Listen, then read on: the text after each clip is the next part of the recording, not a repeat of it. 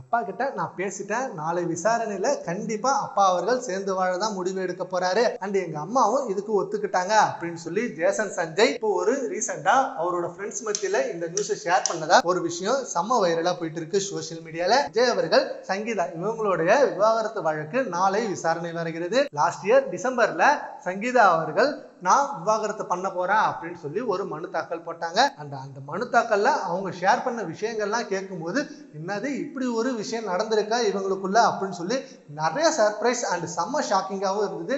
விஜய் அவர்கள் இப்படி பண்ணியிருப்பாரா அப்படின்னு சொல்லி ரசிகர்களே அப்படி ஒரு ஷாக் ஆனாங்க. ஏன்னா அந்த மாதிரி விஷயங்களை தான் சங்கீதா அவர்கள் ஷேர் பண்ணியிருந்தாங்க.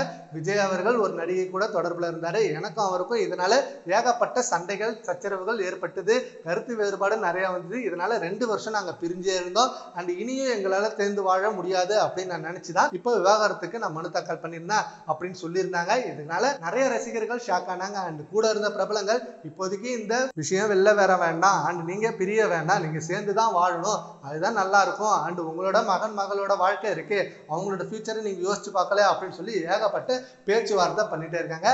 அண்ட் ஜேசன் சஞ்சய் ஆல்சோ இதை லைக் பண்ணியிருக்க மாட்டாரு, சேர்ந்து வாழணும் தான் அவரும் விரும்புவாரு. அண்ட் ஜேசன் சஞ்சய் இப்போ செம்மையான ஒரு படத்தை டைரக்ட் பண்ணி முடிச்சிட்டாரு.